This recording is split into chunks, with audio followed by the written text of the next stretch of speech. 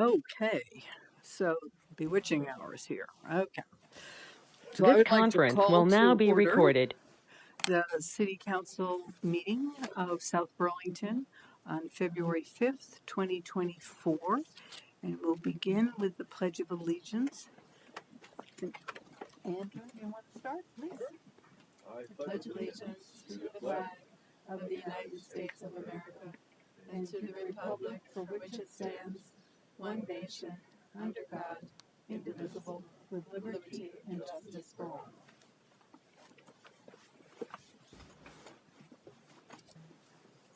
Okay, item 2, instructions on exiting the building.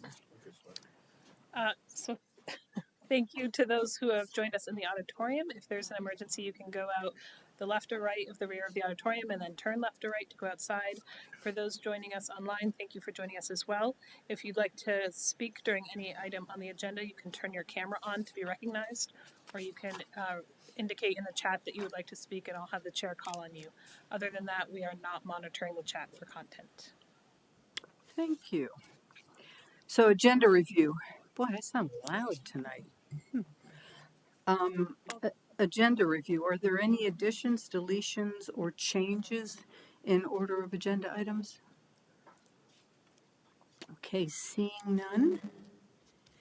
We'll move on to comments and questions from the public. But before I open the mic to public comment, I'd like to make a few comments myself.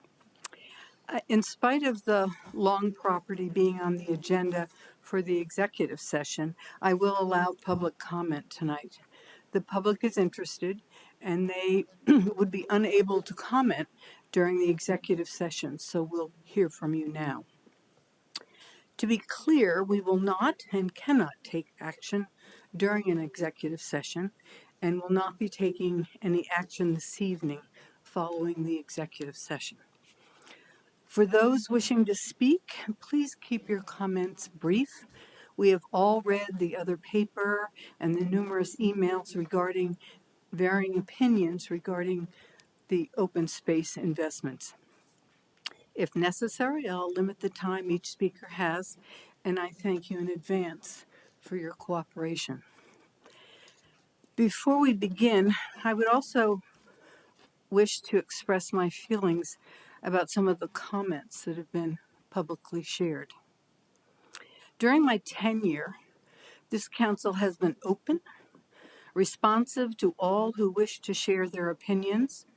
We have delayed decisions if anyone on the council needed additional time, and I believe we've achieved a very respectful atmosphere.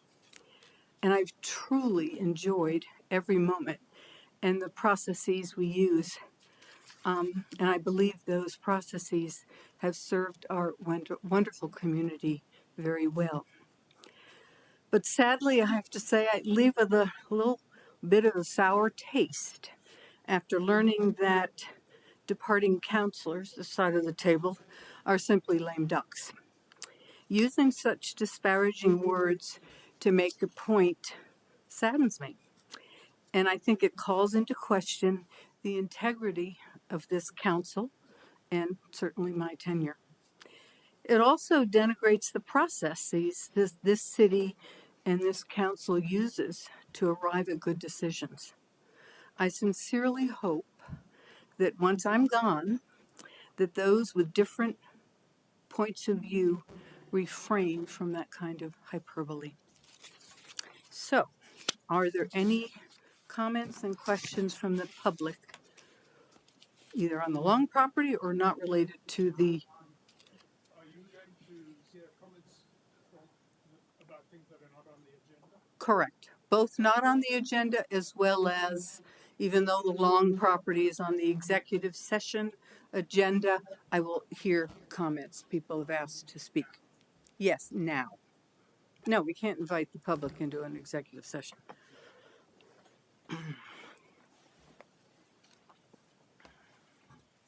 I have one comment about a matter that is not. Is the mic on? Yeah, Okay. can you hear me? Michael Mittag, sorry. And I live down on Swift Street, and I've been here for 22 years. At your January 2nd meeting, you had a conversation and a recommendation at the end of the meeting for the Planning Commission to start work on drafting a growth management plan for South Burlington. And I was wondering where we are with that process, whether it's something that has been transmitted to, as a commissioner, I haven't heard anything about it, but maybe you've transmitted it to staff and we haven't got around to it yet. So I just wanted to know where we are.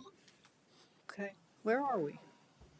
I mean, we had that conversation and it seemed as if that was a good idea, but The council hasn't provided direction, okay, so I haven't heard a request to put it on an agenda. We haven't had that conversation. okay. I think staff has certainly had initial conversations about how we would go about doing one, but I think it would be something that the council should direct staff or the Right. planning commission or the committees as a whole or something Okay. to do. So perhaps we can add that to the next agenda. Sure. If there's other members, I got the sense that most people on the council thought it was a good idea. Okay, but we didn't take formal action. My other comment is about Long, Okay, and I sent you an email, but very late this evening, so you probably haven't got it. The Northeast Agricultural Trust, that's NEAT, purchased this land because the Open Space Committee, commissioned during interim zoning, identified the Long property as having very high conservation value.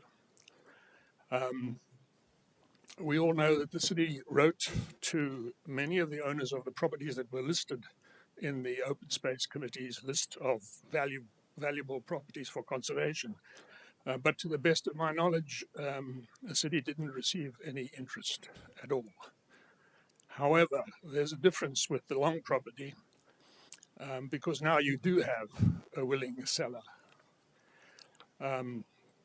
The primary reason for the creation of the Open Space Fund was to purchase lands that of high conservation value and gauge the interest of landowners in selling for conservation. And to the best of my knowledge, I said there's been no interest.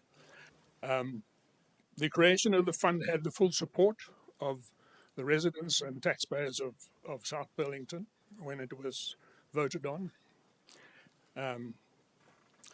And we should remember that the city's zoning regulations are subject to change.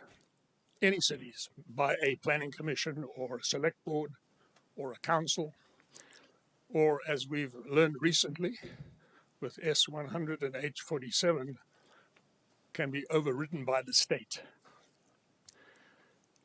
So the only sure way to conserve land is to own it and use a conservation easement to protect it. Another very important benefit of city-owned land is public access. Think of access to walking trails, bird watching, skiing, snowshoeing, and the general enjoyment of being in nature, breathing fresh air with only the sounds of the wind in the trees and the songs of resident birds, and the scurrying about of squirrels and chipmunks and field mice, and at night the sounds of owls and coyotes. The place is alive. This property is alive with all of that and more. During interim zoning use voted specifically to pause development so that we could identify which open lands could be protected. And the Long property was one of them, is one of them. Interim zoning by the council adopted a smart growth strategy in its policy initiatives, including the preservation of open lands, fields, farmlands, working landscapes, and land development regulations which encouraged dense development in the city's core. The Long property is not in the city's core, in the urban core. For interim zoning, the Coast Council also commissioned the Open Space Committee to prioritize for conservation existing open spaces, forest blocks and working landscapes in South Burlington which sustain our natural ecosystems, scenic viewsheds, wetlands and river corridors. This is a rare opportunity to use open space as funds as intended to conserve this wonderful piece of South Burlington. Please don't squander it. It is really a rare, rare opportunity. Thank you. Thank you.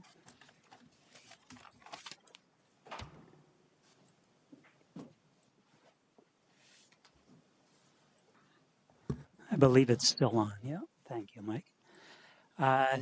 Let's see. Not here for the Bob, long have property. you, I'll introduce myself. please. So it's Bob Britt. I'm here tonight as the vice chair of the Bicycle and Pedestrian Committee, and wanted to talk about the speed limits on Heinsberg Road. The committee submitted a letter on January 30th, and we'd like that read into the The notes, minutes? the minutes tonight. Yeah, thanks. But just to give an overview, the committee has noted that there's been significant change in the residential nature of Heinsberg Road within the city's boundary. This road has transitioned from a rural road to a mostly residential and commercial road, with significant new and anticipated residential development occurring within the city and in Heinsberg and other towns south of the city. For example, a new 142-unit Edgewood development located just south of Van Sicklen now has people exiting the new neighborhood, 142 units times whatever, how many cars, onto a stretch of the highway of Heinsberg Road, which is 50 miles an hour, and of which VTrans clocks it at an average speed of 67. So it's going to be extremely difficult. So we're trying to get ahead of all of the development that's happening and make sure that the roads are safe for all users. As you know, in 2021, the city did go to VTrans trying to reduce the speed limits and was unsuccessful due to their 85% rule, where how they set speeds. Unfortunately, they did not take into account things like residential density, the number of bicyclists, pedestrians, and vulnerable users that are using the road, and other measures. However, we've heard through the grapevine that VTrans is now more open to looking at those additional factors. So we are asking the city to go back to VTrans and try to get the speed limits reduced. We set out in our letter recommended speed limits, and also a whole list of traffic calming measures that could be taken so that it would help drivers to drive slower with the slower speed limits. Right now, the road is so open that it makes you feel like, I can go as fast as I want. Unfortunately, there's people all around. So, thank you. Thank you. We won't actually read the letter, but it will be included in the minutes. Okay, thank you. Somebody else? Yes. Is there anyone online? There are people online, but nobody who's. Okay.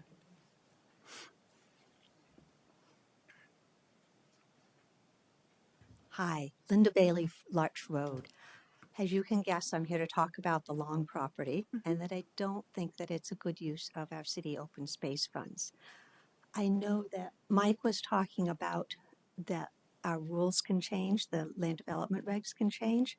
That's actually a pretty good thing. I know that back when my great-grandparents were here in Vermont, they couldn't have imagined what the world is like today, any more than I can imagine what the needs of my grandchildren and great-grandchildren are going to be.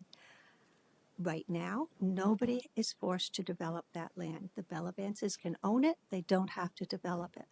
If somebody does decide to develop it at this point, 70% of it is conserved.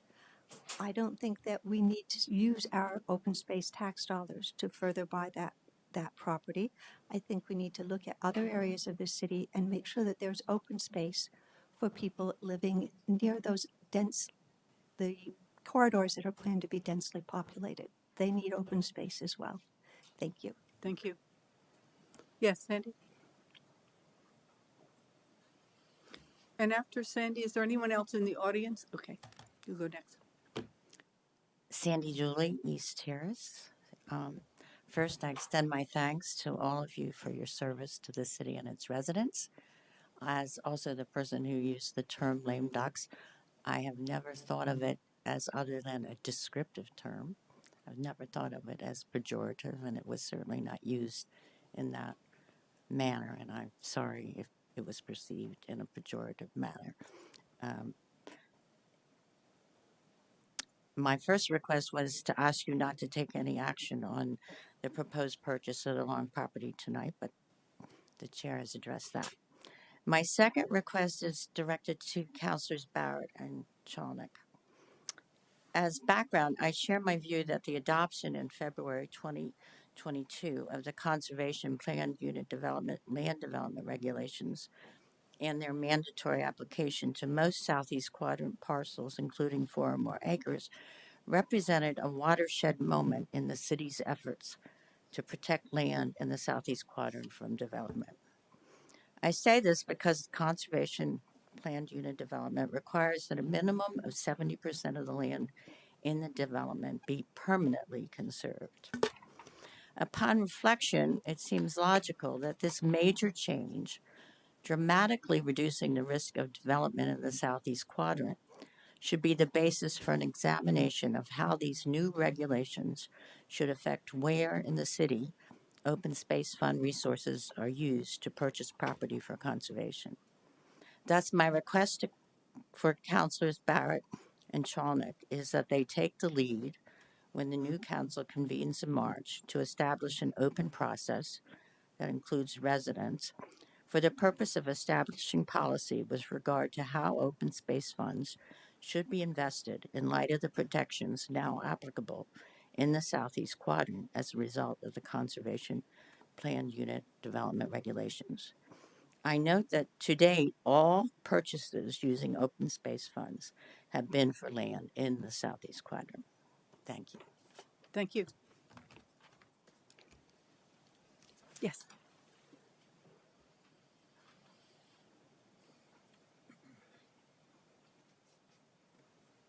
Good evening, Nora Sunical, 12 Green Dolphin Drive. So I'll keep this brief because I sent an email earlier today, and I think my main concerns around the long property are really two things. One is preserving some funds in open space so that land can be produced or purchased in other parts of this of the city. We've got a lot of development that's, you know, as in these coming next years when budgets are tight and we may need to buy land in order for a playground to exist or some space for children to play. And it's not that I don't value everything in those areas. I am concerned that there won't be funds left for those other types of projects. And then the two is just if funds are going to be purchased, or if land is going to be purchased, I know that, you know, most of the time, of course, property negotiations occur in private. But I think an overall plan to own and perhaps develop it, I think would benefit from the public, be happening in public, the public transparency of that. I think it's a large expenditure and it should be debated and discussed in the open. And hopefully that could bring, I didn't realize the temperature was so high about it, but that could maybe bring the temperature down. But from what I understand, most of the open space purchases had happened in private, correct? Correct. Yeah. Yeah. A Yeah, there's family kind of will set up that way. Yeah. typically comes to the city and Mhm. says, I'd like to discuss this. So it's done in executive Executive session. Yeah. So we don't have Have- the Right. world knowing that The that's what world. they want to do and what the price is. Yeah. And Any I think with, standard. yeah. But I think I think what to do with it and to have some idea, like the ideas that there's going to be some affordable housing. I just think having that feel like it's all being developed, not all, I guess what I'm trying to say, I think it would benefit from having a more public discussion about those parts of it.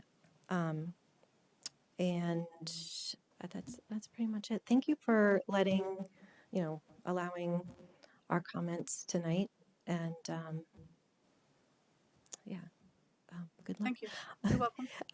I just want to say I do always appreciate Helen. I feel you run. I was just saying this to Jesse before, but I think you do a wonderful job of being the chair of this body, and the way you move meetings along and compassionately work with people. I appreciate it. Thanks. Thank you. Yes. And if there's anyone on, on Zoom, please let Jesse know if you want to speak. Thank you for the opportunity. Alan Strong, Sebring Road in South Burlington. So I served as the chair of the Interim Zoning Open Space Committee, and it was really an amazing committee, and that group did a tremendous amount of work in terms of looking at parcels to prioritize for purchase to conserve natural resources in the city.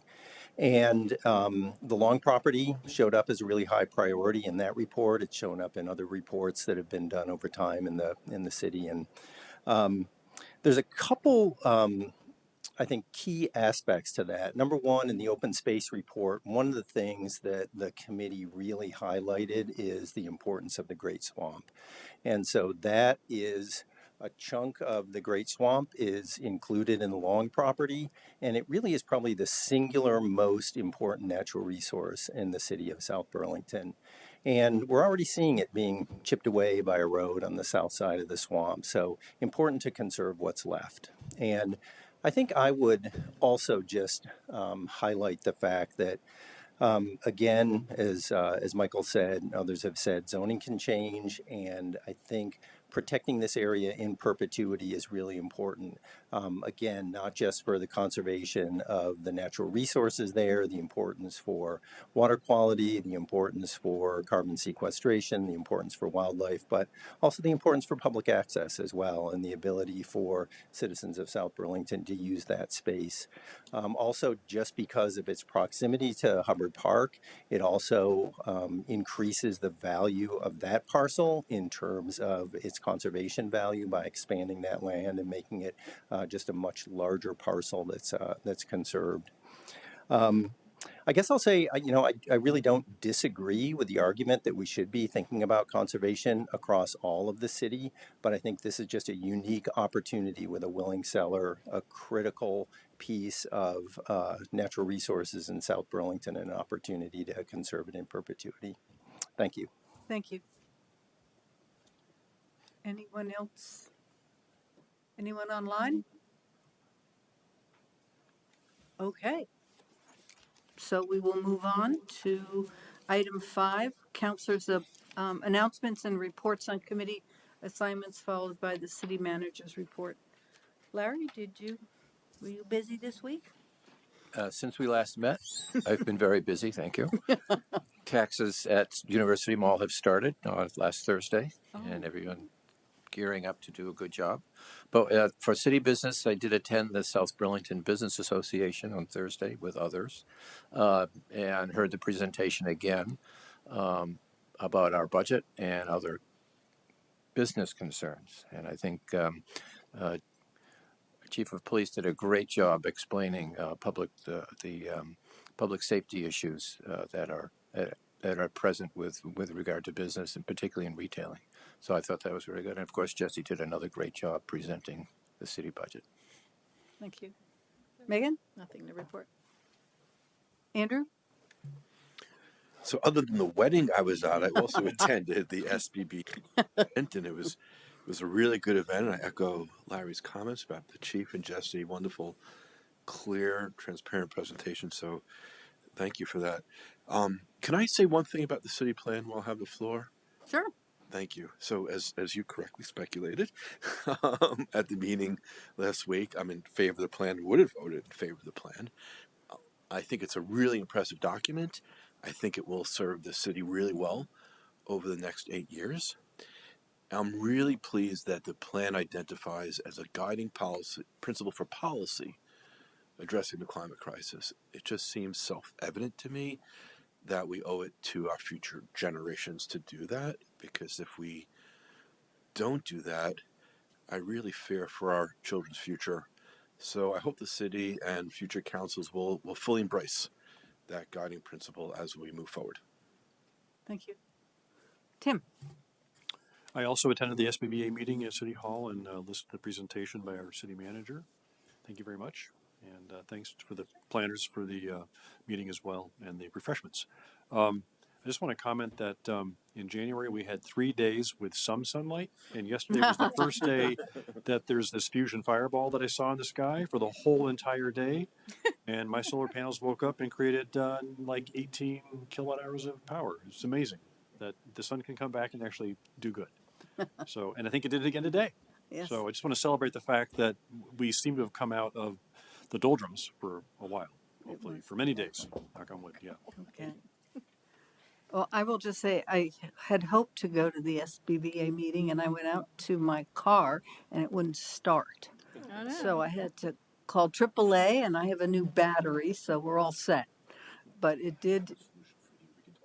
It also includes batteries, though, right? But I have nothing else to add. I have a couple of things to add. The council knows about some of this, but for the benefit of the community, I wanted to share that we have a new deputy city attorney joining us right after town meeting day.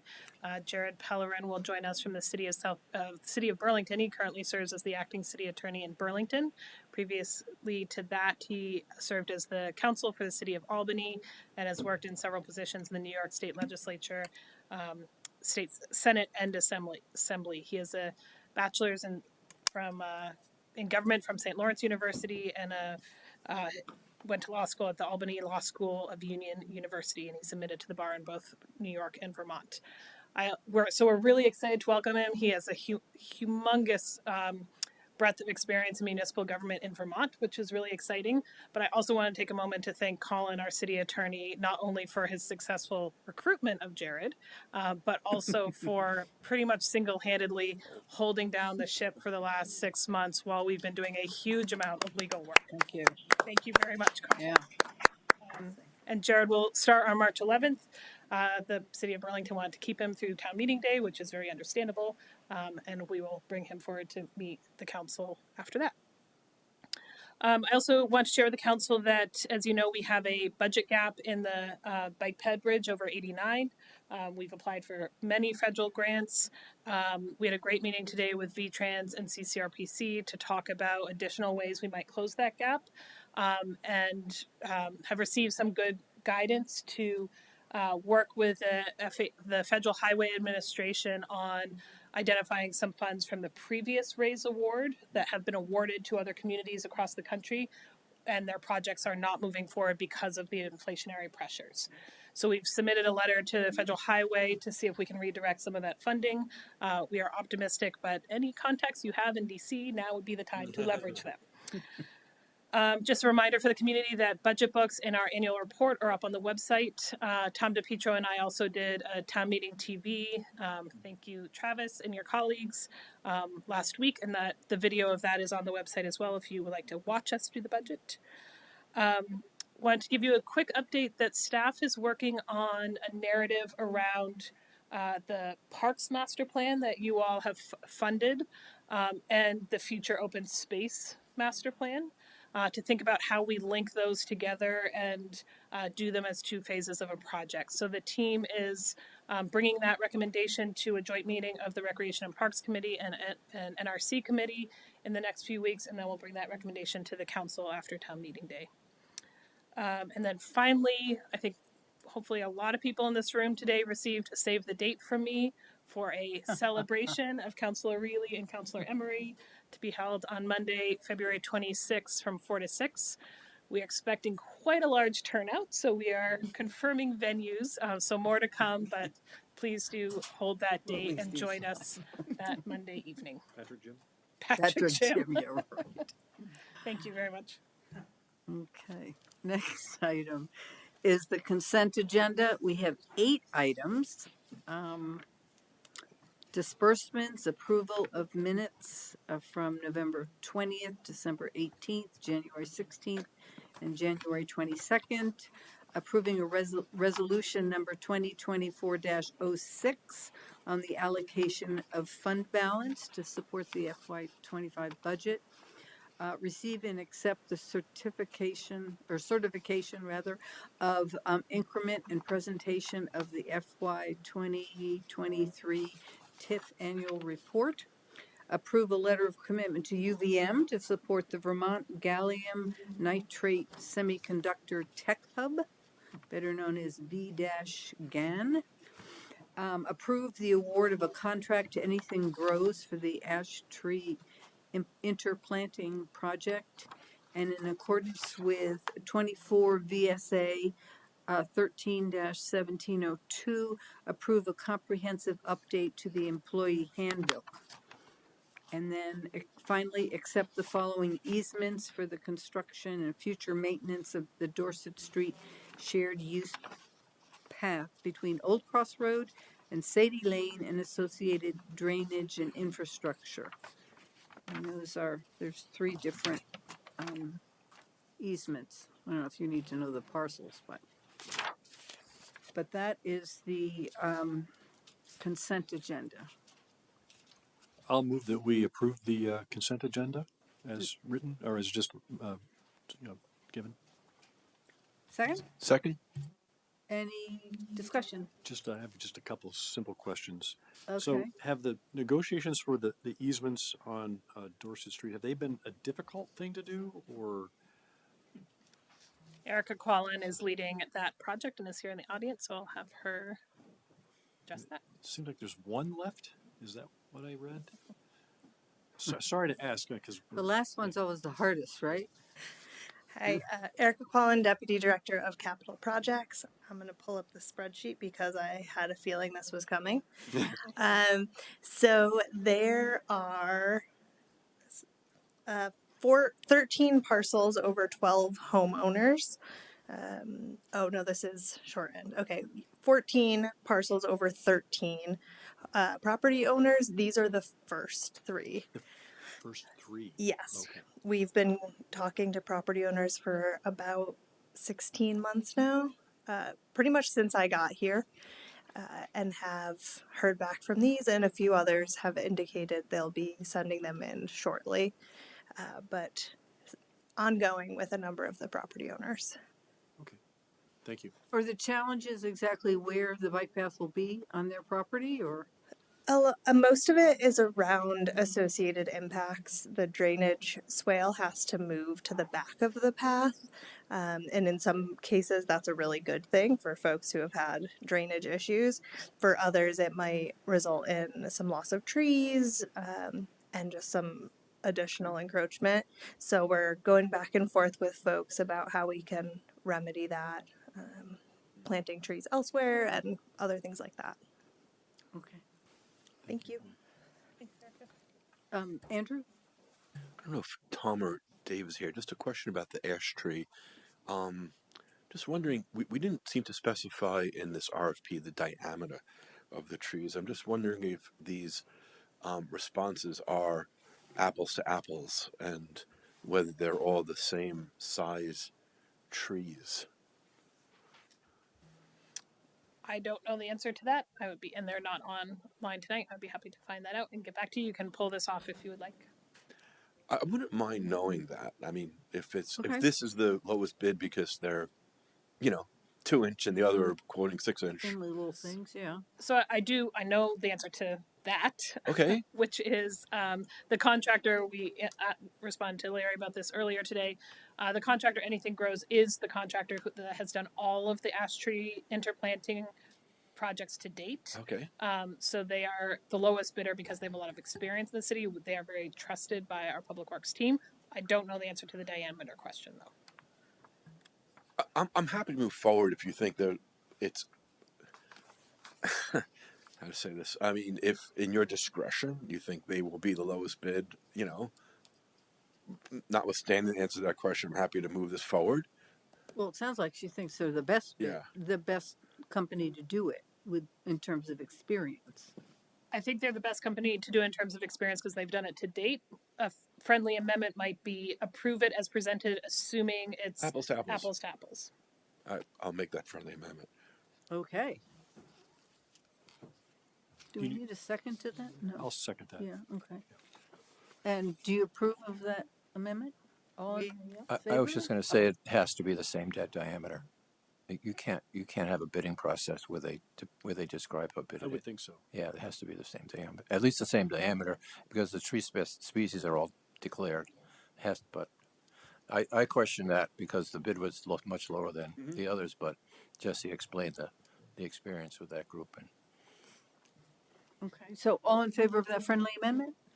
Aye. Aye. Okay, so we have a motion on the table that is amended with that little friendly amendment of the 8 items on the consent agenda. Are you ready for that vote? All in favor signify by saying aye.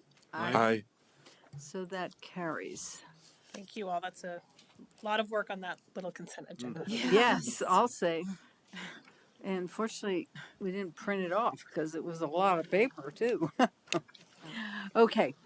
Number 7, warned for 7 o'clock, so we're okay. The second reading and public hearing on the South Burlington City Code enacting ordinance and a new city code of ordinances. So do I have a motion to, let's see, open the public, no. Yep. Yeah, I'll move that we open the public hearing on South Burlington City Code enacting ordinance and new city code of ordinances. One addition to that, if I may, Colin McNeil, City Attorney. Our charter requires that we either read an ordinance in its entirety, oh, that's right. or we read it, vote to read it by title.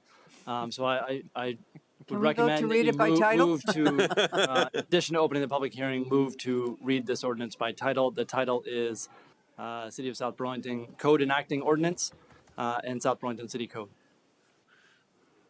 Okay. So moved. I'll second that. Okay, all in favor? Aye. Aye. All right, so we have our public hearing, second reading. Do you want to say anything to set it up, or? Yeah, absolutely, sure. So this is our city code. It's been in the works really since 2012, 2011. If you talk to Donna Kinville years before that, she was advocating for the funds for several years to really better organize our city ordinances. We entered into a contract with a company called MuniCode, who works with many municipalities across the country, doing this very thing, organizing organizing municipalities' ordinances. So we entered into that, and through the process of just turns out a lot of work to organize what ordinances were in effect, what ordinances were repealed. Over the years, we've been through a couple city attorneys through that process. We've now been through 2 city clerks through that process. So now before you, we have, and working with MuniCode and answering all their questions, we have our city code, which is a combination of all our ordinances in one place. It better organizes them. It will be easier to update in the future. And for sure, we will know what ordinances are in effect and which ordinances are not in effect. And the public will have greater access to our ordinances because they will all be in one book and they will be available online, where residents and citizens of South Burlington can go and look and see what ordinances we have in effect. So progress moving forward and brings us in line with lots of other municipalities, or most other municipalities, on this topic throughout the country. Great, thank you. Is there any public comment? We applause. Did you want to comment? Yes.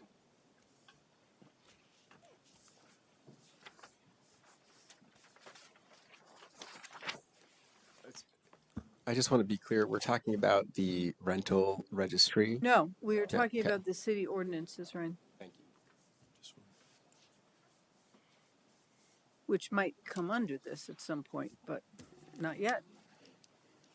Okay, are there any other comments? All right, motion to close the public hearing? So moved. Second. All in favor? Aye. Aye. So I move then that the South Burlington City Council approve and pass the South Burlington City Code enacting ordinance without amendment and adopt the new city code. Second. Any discussion?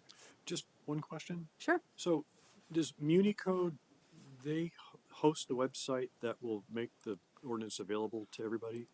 That's correct. There'll be a link on our website to where our ordinances, all our ordinances are kept. And have you seen a demonstration of that? Is that already out there now? I think if you look at City of Burlington will have the same thing. You can look at most municipalities around and they will have similar layouts for their ordinances.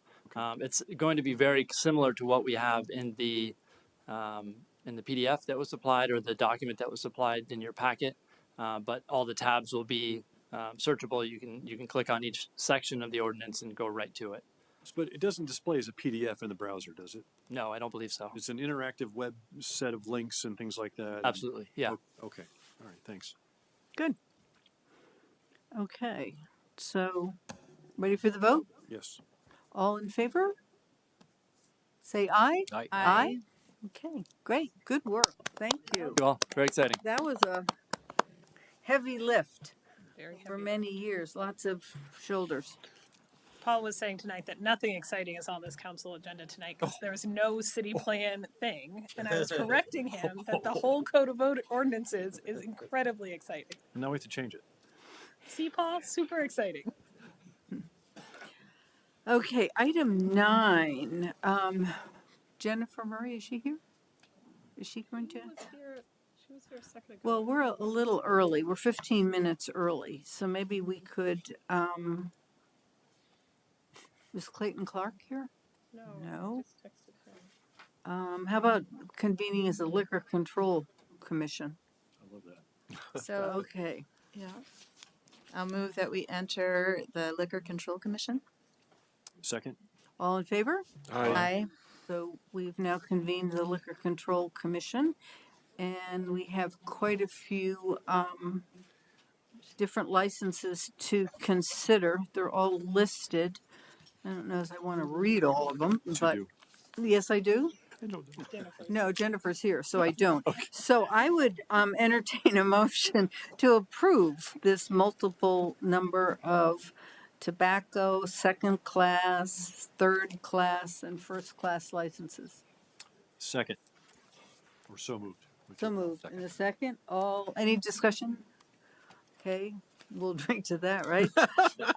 All in favor? Please Aye. signify by saying aye. Aye. Okay. I now move And- we come out of Public Alcohol Commission, Liquor Commission. Excellent. All in favor? Aye. Aye. Okay, so we're back to item 9. And so Jennifer is going to introduce Evelyn Monge. Is Monhay. Monet. Monet. Monet. Monhay. Monet. Hey. Okay. Versus Monet. Hi, I'm Jennifer Murray, Library Director, and I'm here today to introduce to you Evelyn Monhay, who has been the library social worker intern since August. You, I hope, have been in the library, around the library when she's been here and have seen her table out in the lobby where she is meeting and greeting people and trying to do some outreach and referrals. So Evelyn she is a senior at UVM, and we are doing this in collaboration with the Howard Center. So I've asked Evelyn to tell you a little bit about what she has been doing this year, just so you know. And I will say up front that now's the time of year where we have to decide if we're going to sign up again for another intern, and we have done so. So we think good. it's a successful experience. Sweet. Hello, everybody. So my name is Evelyn Monhay, and as we've mentioned, I'm a senior over at UVM studying social work, and part of every senior's senior year is diving into an internship in our community. And so mine has been really piloting this idea of what could library social work look like and supporting the South Burlington Library and sort of delving into what could that mean for ourselves and greater libraries in the area. So again, as mentioned, this is a dual role supported by the Howard Center, and that really looks like trainings and outside sources for me to really come and show as my best self, as well as a field instructor. So a licensed social worker in the community meets with me once a week, and we sort of talk about what my role is, what does social work mean, how do we blend those things together. And it's been a really wonderful beginning of the year that had started in August through September of just observing what the library is all about, what might it need, what might my role look like, and we decided on a mobile desk. So I have some stickers, some fidgets, a little sign telling folks a little bit about me, what my role is, and allow people to access a low barrier opportunity to be referred, to have social care, connection, which is not always an opportunity or is something you have to really seek out. And so this has been a wonderful and well-used opportunity thus far. At the mobile desk, I've met with over 220 folks who have just been interested in dialogue and having important conversations, and over 20 really direct social work questions about things such as housing, employment, citizenship, and social care, how to be connected with this greater community. I've been able to make referrals to places like the Howard Center, which is our local social service, folks in Chittenden County, Vermont 211, which is a statewide support system, as well as Mercy Connections, which has more education, which is really where I've been referring folks for that specific agency. And I've really appreciated somebody's comment this past week that it's a fortuitous opportunity. It's sort of you're at the library, you're checking off some errands, and here's an answer to one of those questions that you never have time for. And so it's an opportunity for people to access low barrier services and referrals to this greater community. And on the flip side, I've been able to support the library staff in feeling more confident and prepared to be their best selves at the library. I think one of the things that I've really appreciated in Jesse's messaging is that everybody is our neighbor, and how do we make them feel welcome and invited into the space? And when we all are ready to do that, it makes it that much more inviting. Excuse me. So I want to make sure I cover everything. That really looks like right now supporting safety and de-escalation. So how do we feel when we show up to work like we are experts and ready to support our public neighbors in feeling really safe and welcome and like this is their space as well. That has also looked like, because we have such close partnerships with the city, being able to support you all with a social work lens, and how do we meet our community where they are and offer the best services we can with an informed eye and ear. Recently, I've been delving into more programming, which is really what I feel most confident in as a social worker. And that has looked like reaching out to a local youth group, the Vermont Students for Anti-Racism, which are wonderful, who have a whole program on reading anti-racist stories to young children in a developmentally appropriate way. And so how do we invite our community to be their best selves and be on their anti-racist journey and to be doing the work that we all want to be doing in a way that feels like just dipping our toes in and just beginning to be present in the work. And it's been really, really wonderful. And so that's been starting in August, and it will happen through May. And I've been able to make wonderful connections with staff, patrons, and continuing to look into the future of how do we create a legacy of social work, what that might look like, and how can we as social service folks support you all in feeling really confident in what you're offering. So that's a little spiel about me, and I would love to turn it over to you all if you have any questions about my role or comments or wonderings. Can we do that in these meetings? Questions? Okay, sweet. Well, I'm I used to just want to school say board. I met Evelyn in December on a brief break from our budget retreat. It was a really great conversation. It was so fun to meet you and hear what you were doing. And this is really important because I'm a big proponent of employee assistance plans, EAPs, and I pound this drum whenever I can that people need to use those services because they're very deep, right? And people don't understand it's just not like a counselor call, but having somebody in the lobby outside the library is like a CAP. It's like a community assistance plan, right?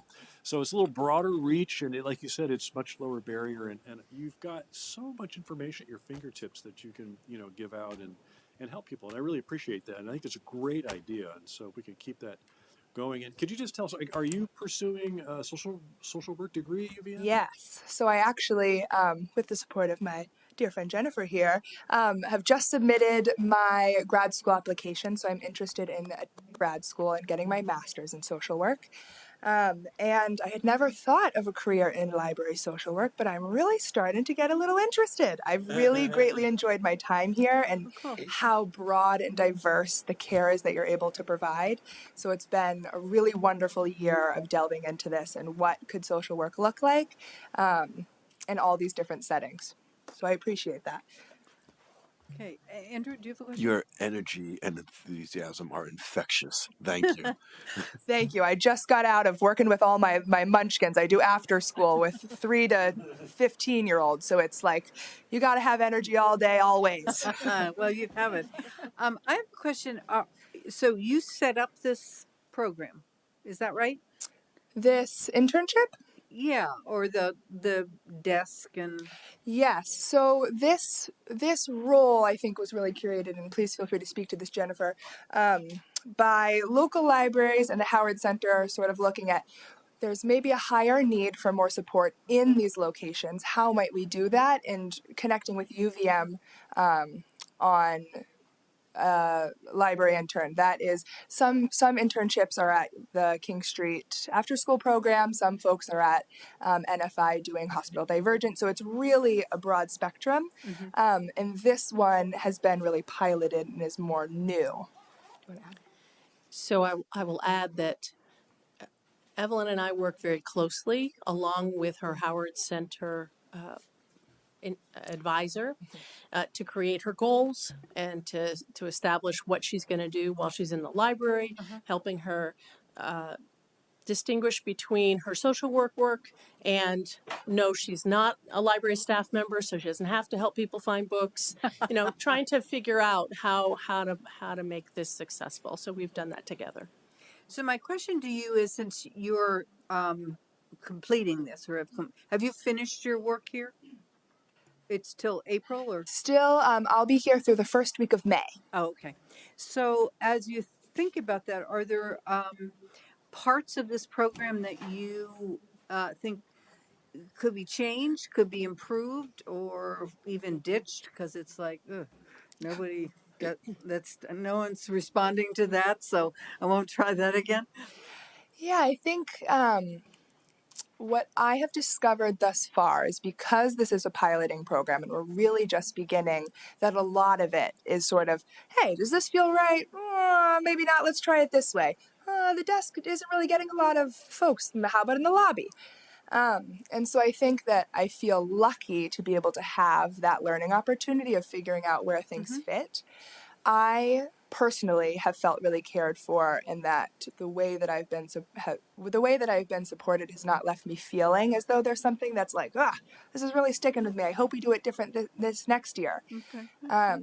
I think that Jennifer specifically does an incredible job of holding that role and keeping it super separate from the library, and I feel really grateful for that, because I haven't had moments where I feel, I wish that I was able to do this differently.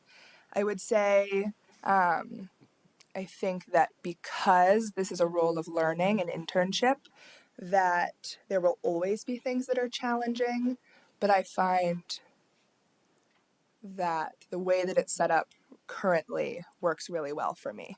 It might be interesting to think about connections with other libraries or leaning into us as city staff if there's more ways for us to all be connected and to continue to expand.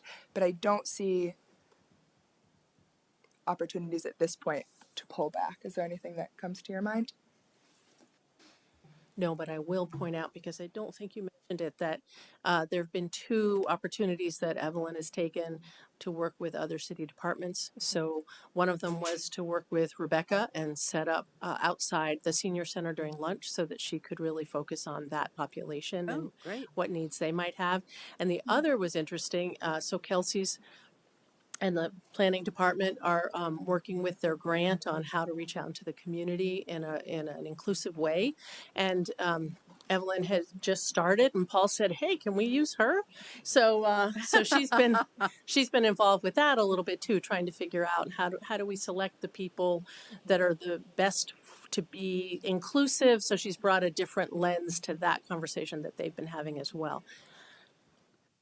Well, it sounds great. You certainly have a lot of joie de vivre, for sure. Yeah. I was just curious how many hours you work per day or per week. And then I have another question after that for Jennifer. Boop. Okay, there we go. I have to remember. I work Tuesday, Wednesdays, and Thursdays from 9 in the morning until 1:30. We are asked to complete 450 hours over the course of the semester, so around 225, or over the course of the year, so about 225 per semester. I'm currently picking up a couple Saturday shifts as well to meet those hour requirements. I think one of the things that's different in every placement is that there are some places where you can go for a full 8-hour shift. There's some where it makes the most sense to be available 3 or 4 hours a day. I think that we are in the process of finding what works best, as there are some families that only come on this day, or there's an individual who's really hoping for support on the weekend. And so we're sort of figuring that out, but I found that middle of the week has felt like I'm meeting a great amount of people. And I'm excited to begin being present on the weekends as well. So you kind of already alluded to what I was going to follow up with, is that you have people who come back to you, Yes. that they know your schedule and that they look for you. I'm not surprised, to be honest. Nor I. I'm marking down those times you can. So I'm glad to hear that. So the question I have for Jennifer then is that she's going to graduate and potentially go somewhere else. What are the plans for, life after the first week of May? I have been very happy that Evelyn is considering graduate school at Simmons, which has a very strong library program, because I was thinking she could do a little more merging. But what's going to happen for us is we'll take the things that we've learned with Evelyn, and then we will apply them to hopefully to a future intern who will be starting from scratch and learning their way into what works for them. Yeah. Because with the people who come back, it seems, to my mind, that it's really helpful to have some kind of stability there for them, right? And so really communicating that to people is going to be really, really key, because I think they'll miss Evelyn. Yes. We will all miss Evelyn. Yeah. I'm going to miss you all. Sure, Jennifer will too. Right. But, I think too, it's not the same, and that's why this has been such a great experiment.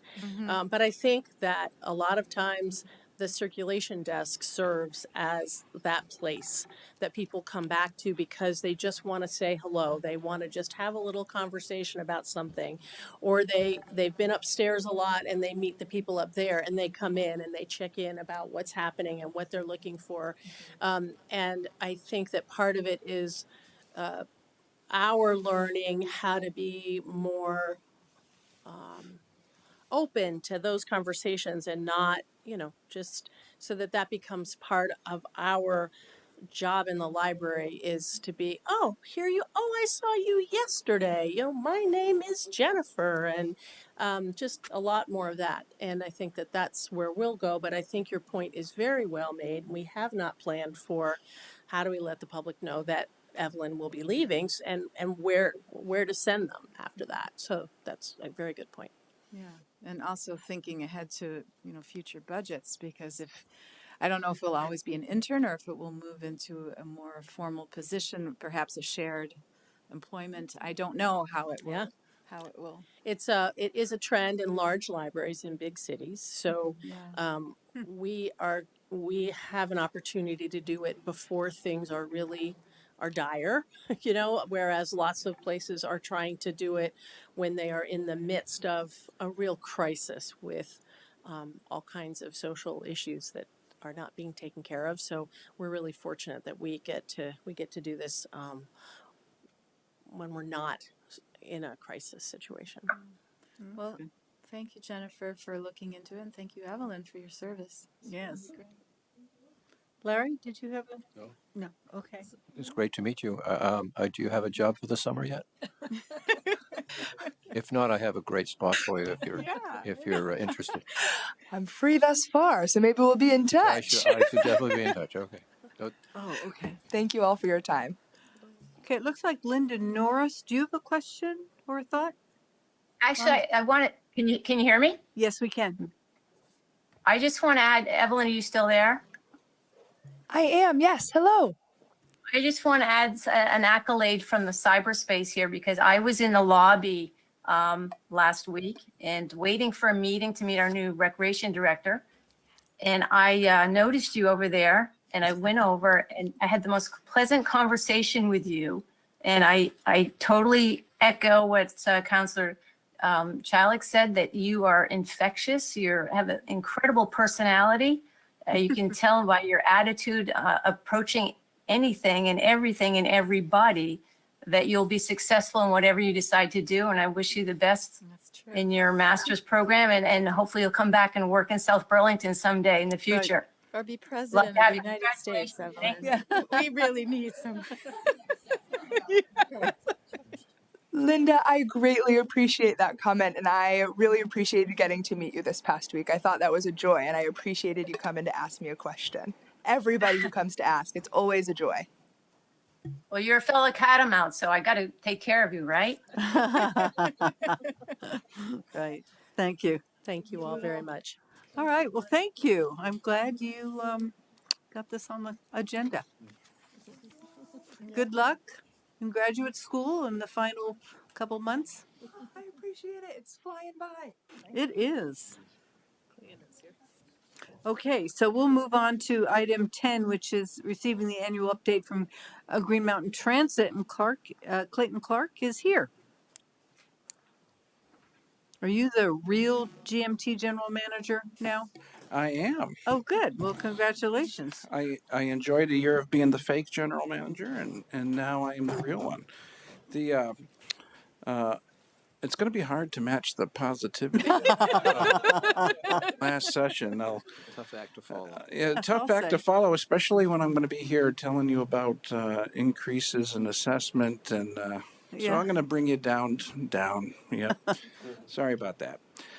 So thank you for being here. Happy to be here for the first time. I've just passed my 1-year anniversary at Green Mountain Transit, and have really enjoyed the time there, and enjoyed the time getting to know and work with Jessie and her staff, who are very big champions of public transit. Super appreciate that. Have really enjoyed getting to know your commissioner, Michael Scanlon, on the GMT Board of Commissioners, and Tim Barrett as the alternate. Looking forward to getting to know you better, Tim. And so what I'm going to do is I'm going to walk through some information as quickly as possible, because I'd rather talk with you instead of talking at you. And so I'm going to give you a little bit of an update about our ridership, about the assessment, and how much it's going to be more than last year, which I apologize for. And then talk about the labor and fiscal pressures that we are experiencing, and then lastly, fares. And again, I want to get this to be where you can ask questions where you have concerns, and I'll spend the time in the areas that interest you. And so Green Mountain Transit is different from the other transit agencies in Vermont in that we are a municipality. And so we've been so for, this is our 50th year. And the other transit agencies are nonprofits. And so that makes us a little bit different when it comes to our mission and our processes being set in statute. About 13 years ago, we expanded from our Chittenden County traditional service area. We used to be known as CCTA, and we expanded into rural areas, primarily to take over rural operations from a couple of transit providers that were struggling financially. And so we are one of a very few number of transit agencies that has both a urban and rural mission. The Federal Transit Administration manages and funds rural and urban transit very differently. And so generally speaking, it's different transit agencies that will be doing those. Thinking about the service that comes through your community, the number one route that connects Williston to Burlington through South Burlington is our most ridden route. It has about a quarter of our overall ridership in our urban zone comes just from that route, with over 400,000 rides on that each year. And of course, that comes from all of the communities that it served, not just specifically South Burlington. And then we also have the number 11 that connects the downtown transit center to the airport, and that had last year just about 100,000 rides. So let's get to the bad news portion of tonight's presentation, and that is that the assessment that GMT has for South Burlington in fiscal year 25 has a 10.7% increase, and which I believe matches the highest. Another municipality has one that's very similar. And so the overall assessment for fiscal year 25 will be $654,562. So how does the assessment go up by 10%? First, we look at our fixed route operating. So that's the number 1 and the number 11 buses that I talked to you about. The cost for that service only rose 3.8%. And so that is not the driver. The driver for the volatility is the paratransit assessment match. And so because of the Americans with Disabilities Act, we are required to offer paratransit for anyone that lives within 3/4 of a mile of one of our fixed routes. And this program essentially provides door-to-door service for individuals who have a disability that keeps them from being able to use the fixed route service. GMT shares the cost with this paratransit service with the municipality, with 50% of the cost coming from the municipality and 50% that GMT pays for through our federal funding. So the increase in paratransit assessments went up 20.9%. So that is the driver, and that assessment came to $291,451. The thing to keep in mind with paratransit is that this assessment is based on actual usage. So the fixed route assessment is not based on the number of rides that people do. It's based on the cost of the service. Where paratransit is because we're talking about individuals who get a ride generally as the only person in the vehicle, that what the municipality and GMT are sharing with that cost is the actual cost of providing that ride, which we are legally obligated to do. One of the things that we've recognized is that because having high frequency Users can really drive the cost significantly higher or lower. One of the things that we see is that when people migrate within Chittenden County and move from one municipality to the next, that a single person who uses the service several times a week can significantly increase the cost for that municipality and decrease it for the municipality that they left from. So one of the things that our finance committee at the Board of Commissioners has done is adopted a new assessment practice that will go into effect for future years, that will look at a running 3-year average with the hopes of having these peaks and valleys be much flatter, and so that we don't have to come in and tell you that the costs for this program increased by 20% in 1 year. Looking at the other factor in your assessment, we collect $75,000 from all of the municipalities in total for capital match. This is what is used to purchase new vehicles primarily. And South Burlington's contribution of that is $10,735.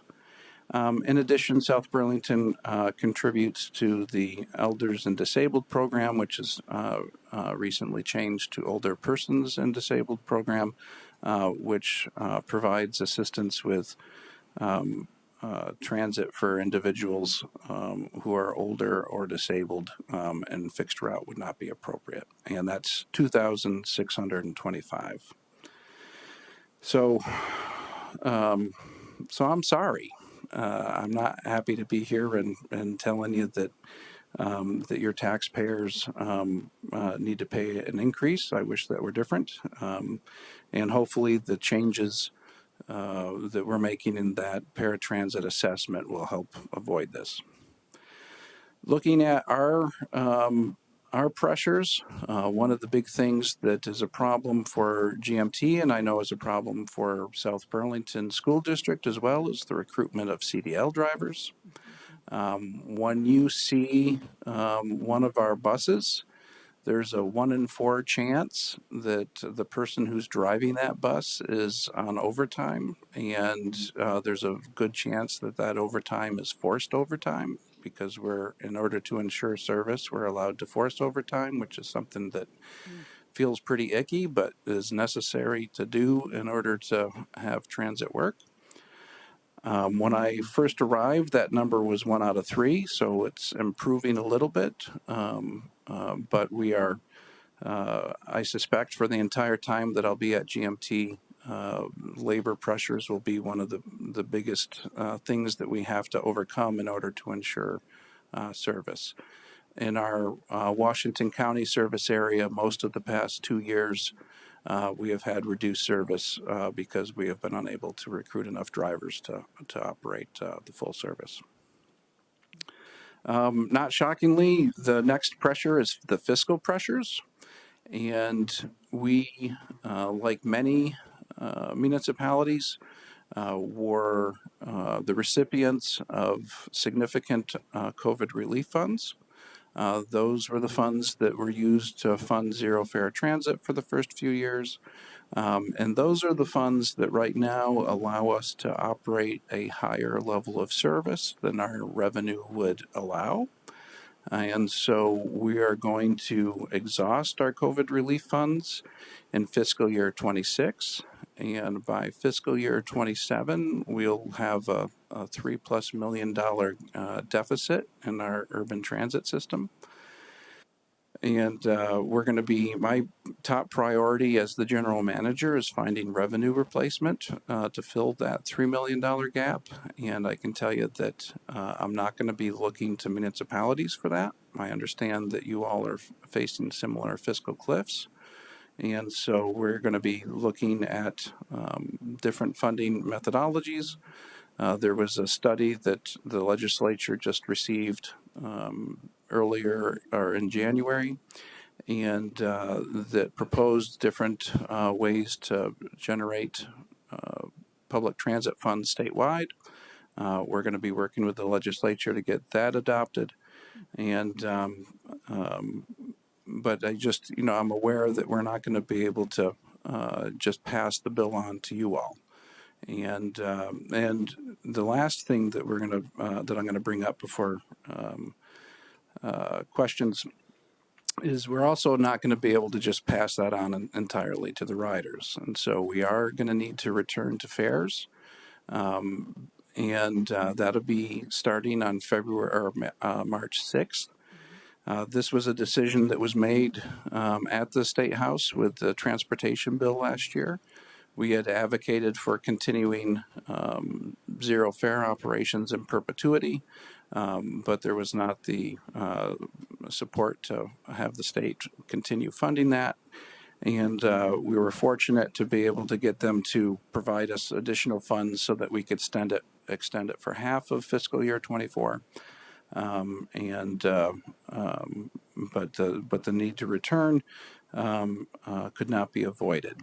I am happy to say that the system that we're putting into place is much more financially equitable. The previous system was primarily cash-based, and only about 17% of our rides were paid for by somebody using a monthly pass, and the monthly pass was the most economical way to pay for your transit. And but of course that would require somebody to be able to spend $40 up front for a pass, or if they are eligible for a discounted pass, $20. The new system that we have won't require anyone to pay money up front to get our best pricing. Instead, we'll have fare caps so that when people spend a certain amount, either on a day or over a course of a month, if they reach the cap limit, then their future rides will be free. And so those caps will be $25 for somebody who is eligible for a discounted ride, and that's people who are under the age of 18, 60 or older, or who identify as disabled. And it'll be $50 for the full price. One of the things that we're happy to do also with this change is that we've standardized the fares across our service area, where previously the link and commuter routes had different prices. Now all of the fares will be set at the same price of $2 for full price and $1 for discounted. And that fare cap will apply to all of that transit. So previously, if somebody just wanted, say, to be able to ride the link, it was $150 a month for the link service, where now it'll be $50. And so that's going to give a much greater range for people using transit. Two items that before I go to question, I forgot to mention is that South Burlington has seen some amazing progress when it comes to the infrastructure that you're putting in, the work that's been done on Market Street. And one of the things that we recognize in the future is that we're going to need to have our service shift based on the new realities within your community. I can tell you that our fiscal cliff realities are going to make additions very difficult in the foreseeable future. But I am very interested in figuring out how we can get service to Market Street. And I'm also looking to, as I mentioned, we're looking for other sources of funds. One of the things that we're looking to do is to increase the service on the number 11 by accessing some funds that's available through human services programs, because that would provide increased access to the Howard Center's clinic on San Remo. And so those are two things that we're working on that that I think will improve our service to folks in South Burlington. And also recognizing that I would love to be able to connect the two centers of your communities off of Route 7 and in this area. That's something that we also recognize. So sorry that took a little longer than I thought, and let's have the fun part of the presentation where I can hear what is on your mind, and you can let me know how disappointed you are in me for raising your assessment, and I'll go home and cry. Are there any questions? Thank you very much. Mhm. Andrew? Hi, thank you for that presentation. Mhm. Yeah, just a couple. Just in the material you provided, you note that GMT has purchased 5 new full length battery buses, and then Mhm. is ordering an additional 6 full buses. Are the 6 on order also electric, or are those fossil fuel?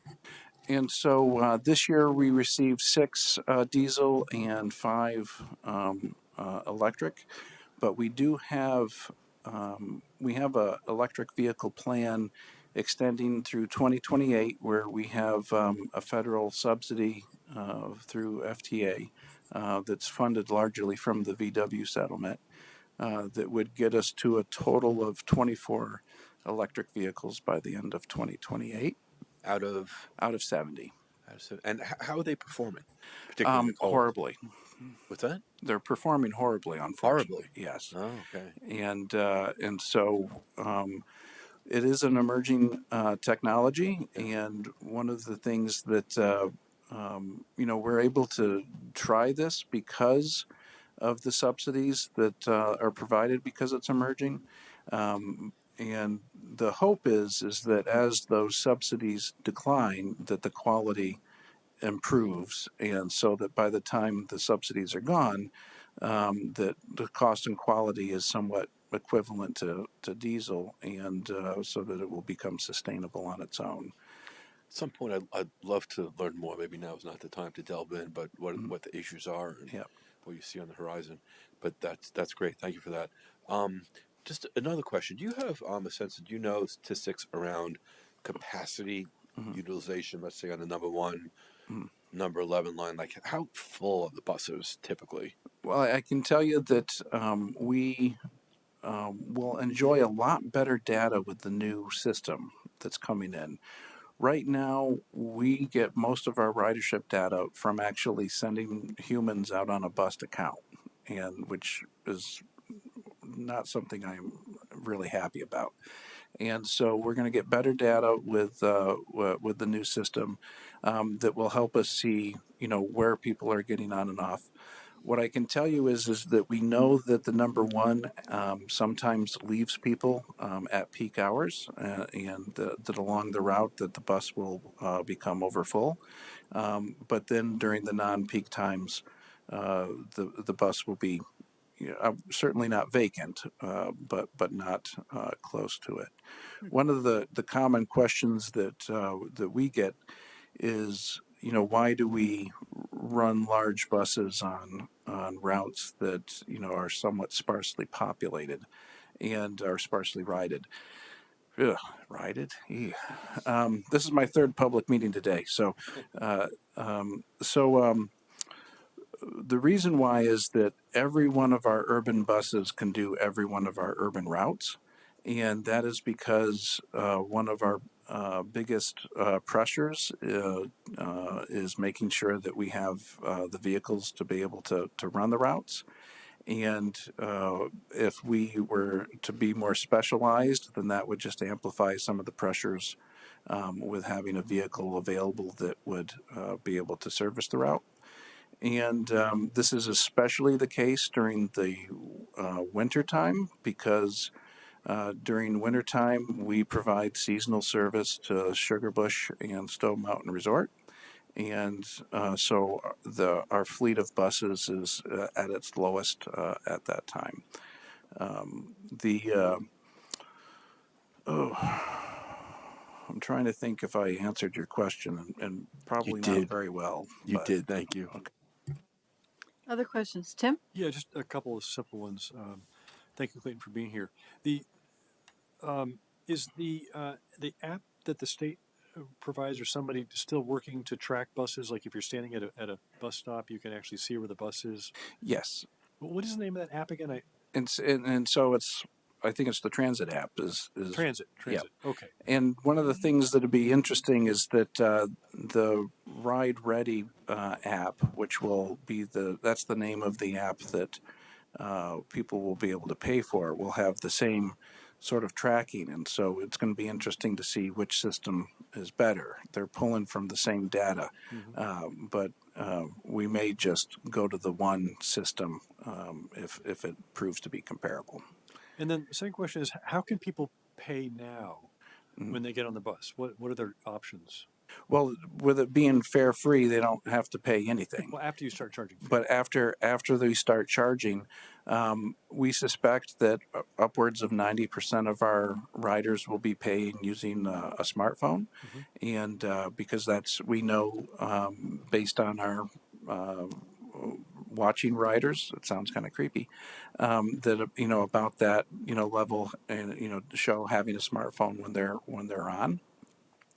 And in a sense, they'll just sort of like the Duncan app, they'll just download the Ride Ready, which is the GMT app through the company GenFare that produces our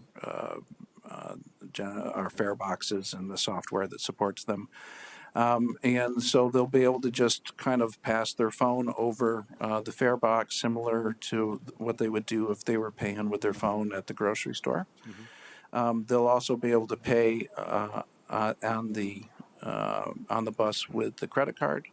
They'll be able to pay on the bus with a debit card. They'll be able to pay with cash. And one of the things that will be critical for our cash-based riders is that we'll offer smart cards. And so that means that somebody without a smartphone, without a credit card or debit card, would be able to get a card that they would get at our transit centers. And they would be able to add cash to it at the transit centers. And that is what would allow the cash-based riders to have the same fare capping protections as those folks who are able to have other electronic payment. One of the nice things about the GenFare system is that although it takes about an extra year from our implementation, but about a year from now, anyone that goes to a Walgreens or a Rite Aid would be able to add cash to their Ride Ready account and wouldn't have to come to the transit center. Okay. Thank you. Megan? I don't have any questions. I just want to thank you. I think your riders are terrific. I ride to work regularly, and it's an excellent service. So I really wish that more people would use it. And ever since I've been sitting up here, I've been trying to do things to make that happen. But thank you. Yeah. So I think it's. I think it does a real service. And yes, the number one, there's standing room only. And sometimes they have to say, we can't take any more people. And when there's another bus coming. So the number one is definitely being used. Yes. Sure. And I also take number 11, which services also the hospital and various things. So I'm glad that you're looking into different sources of funding. Yes. And our hope is that, increased access for Howard Center users also would increase access for everybody, and that by having the number 11 more frequent, that perhaps we'll see folks using that if the route aligns with their needs instead of the number one, and that perhaps that will help with some of the overcrowding on the one. Yeah, I take 11 when I can. Yeah. Larry? I was interested to hear your comment about the other side of South Burlington and getting public transportation one way or the other. So I'd be glad to be part of that discussion. Excellent.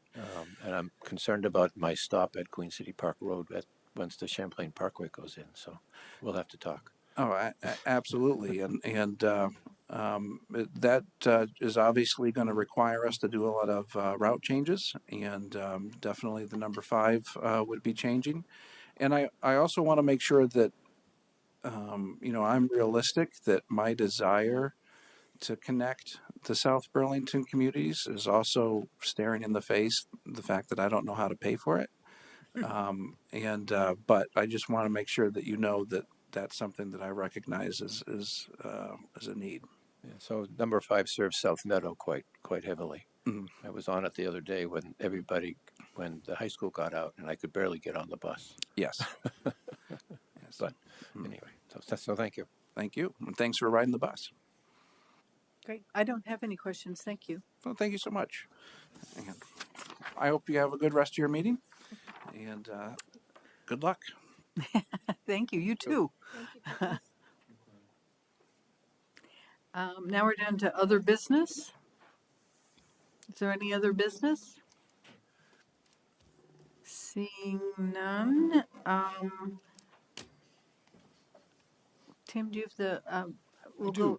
We need a motion to go into executive session. If you Yes, so identify that. I would like to move that the council make a specific finding that premature general public knowledge of the council's discussion of 1, contracts negotiating for securing a real estate purchase or lease options, 2, contracts negotiating or securing of real estate purchase or lease options, 3, labor relations agreements with employees, and 4, the evaluation of a public officer or employee would clearly place this public body at a substantial disadvantage.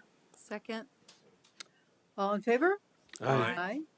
So I now move that the city council enter into executive session under 1 VSA 313A2, 1 VSA 313A1B, and 1 VSA 313A3 for the purpose of discussing 1, contracts negotiating or securing a real estate purchase or lease options, and 2, again the same thing, 3, labor relations agreements with employees, and 4, the evaluation of a public officer or employee, inviting Jesse Baker, Steve Locke, Paul Connor, Erica Quallen, Colin McNeil, and Tom and Janet Bellavance into the session with council for discussion of the first topic, and then again inviting Jesse Baker, Steve Locke, Colin McNeil, and Alana Blanchard into session with the council for discussion of the second topic, inviting Jesse Baker, Steve Locke, and Colin McNeil into session with council for the discussion of the third topic, and finally inviting Jesse Baker into session with council for the discussion of the fourth topic. Second. All in favor? Aye. Aye. And we will adjourn. And I'll be sending these motions to Sue. You did. Thank you very much. Okay. Thank you very much.